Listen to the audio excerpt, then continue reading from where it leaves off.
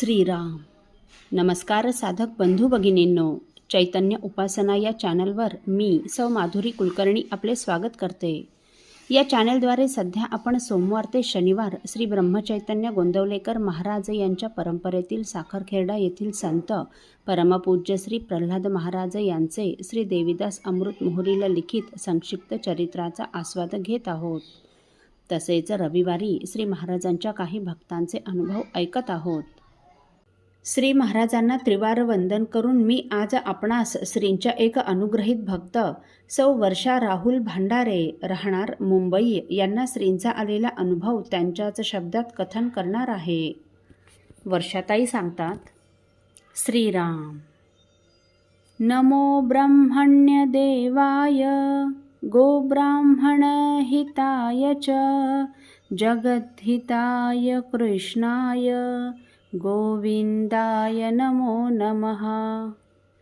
हा श्लोक श्री विष्णू महापुराणातील असून भगवान श्री विष्णूंची स्तुती करताना भक्त प्रल्हादांच्या मुखातून प्रगटला आहे. सनातन धर्मात गायीला गोमाता म्हणून संबोधून अत्यंत पवित्र मानले जाते.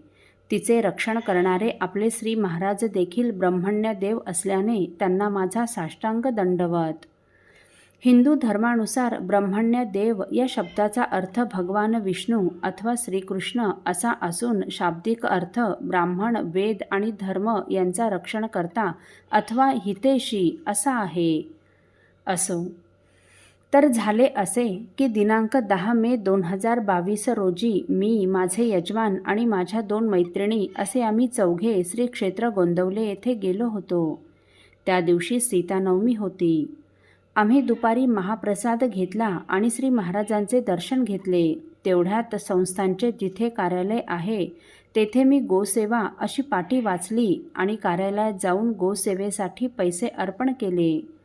मी गोसेवेसाठी पैसे अर्पण केल्याने त्या कार्यालयातील दादांनी मला श्री महाराजांचा एक फोटो दिला. मी गोंदवले येथे पहिल्यांदाच गेले होते आणि मला श्री महाराजांबद्दल विशेष अशी फारशी माहिती नव्हती. आमच्या घरी आधीच अनेक देवांचे फोटो आणि संतांचे चरित्र असल्याने मी घरून निघताना ठरवले होते की तिकडून एकही फोटो किंवा पुस्तक विकत घ्यायचे नाही.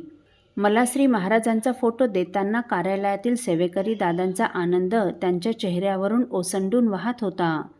मनात क्षणभर आले की फोटो उगाच दिला तरीही मी तो आदराने स्वीकारला. दुसऱ्या दिवशी म्हणजे 11 मे रोजी आम्ही उभयतांनी अनुग्रह घेतला. खरे तर महाराजांनीच दीक्षा देऊन आमच्यावर कृपा केली असे म्हणणे अधिक योग्य ठरेल. त्या फोटोच्या माध्यमातून श्री महाराज आमच्या घरी आले. काही महिन्यांपूर्वी आम्ही नवीन देव्हारा केला होता. गोसेवेबद्दल दादांनी दिलेला तो फोटो देव्हाऱ्याच्या ईशान्य कोपऱ्यात अगदी योग्यरित्या मावला, कारण ती जागा रिकामीच होती. जणू काही श्री महाराजांनी ती जागा स्वतःसाठी आधीच राखून ठेवली होती. अनुग्रह देताना एक माहितीपत्रक दिले जाते. त्या माहितीपत्रकात सद्गुरू, नाम आणि अनुग्रह यांचे महत्त्व समजावून सांगितलेले असून त्यात स्नान झाल्यावर सद्गुरूंच्या फोटोची किंवा मूर्तीची पूजा करून किमान 1 माळ तरी जप करावा असे सांगितले आहे. हे मला आधी माहीत नव्हते. घरी आल्यावर काही दिवसांनी मी ते माहितीपत्रक वाचले. ते वाचल्यावर मला खूप बरे वाटले की गोसेवेच्या निमित्ताने मला श्री महाराजांचा फोटो मिळाला. श्री महाराजांच्या चरित्रात त्यांच्या गायींवरील प्रेमाचे देखील सुंदर वर्णन आले आहे. दुसरे सांगावयाचे असे की ज्या दिवशी श्रींचा फोटो मिळाला ती सबंध रात्र माझ्या मनात एकच विचार सतत घोटाळत होता. केवळ पुत्र मोहाने अंतसमयी आपल्या लाडक्या पुत्राचे नारायण हे जरी नाव मुखात आले तरी भगवंताने अजामिळास तारले व त्याच अनुषंगाने मला एका भागवत कथाकारांचे कथन आठवले. ते म्हणाले की जसे गळ्यात पट्टा नसलेल्या रस्त्यावरच्या कुत्र्यांना म्युनिसिपॅलिटीची गाडी बेवारस म्हणून उचलून घेऊन जाते, पण गळ्यात पट्टा असलेल्या कुत्र्यांना कोणीतरी मालक आहे हे लक्षात आल्याने ते उचलत नाहीत, तद्वतच सद्गुरूंच्या अंकित असलेल्या जीवाला धोका नसतो. सद्गुरू त्याचा प्रपंच आणि परमार्थ दोन्ही कडेच नेतात.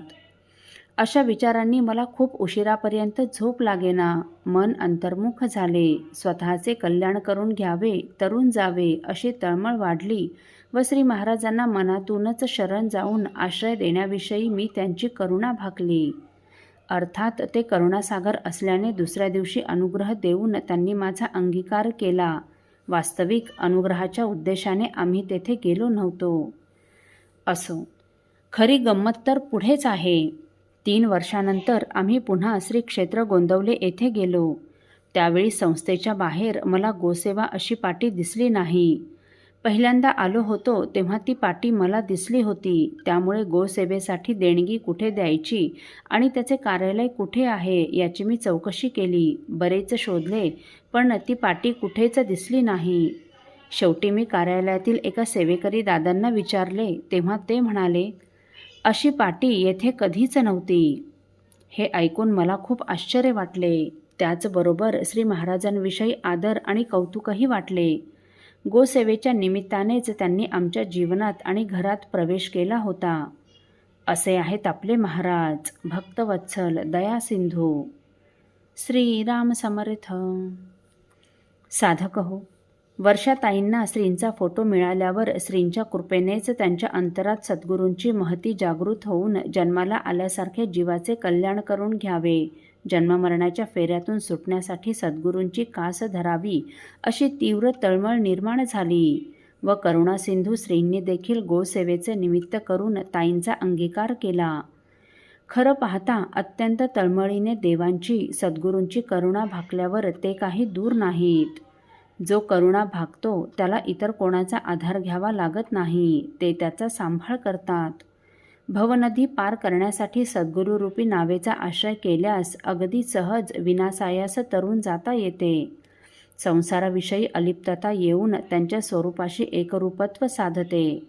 साधकाची तळमळ व सद्गुरूंच्या करुणेचे हेच महत्त्व अतिशय सुंदर शब्दात वर्णन करताना संतश्रेष्ठ तुकाराम महाराज लिहितात, देव कैचा तया दुरी भाका बरी करुणा, आळवित्या न लगे घर माय जाणे रे भातुके, नावेवरी ज्याचा भार पैल पार जवळी त्या, आता परदेशी तुका झाला लोका वेगळा.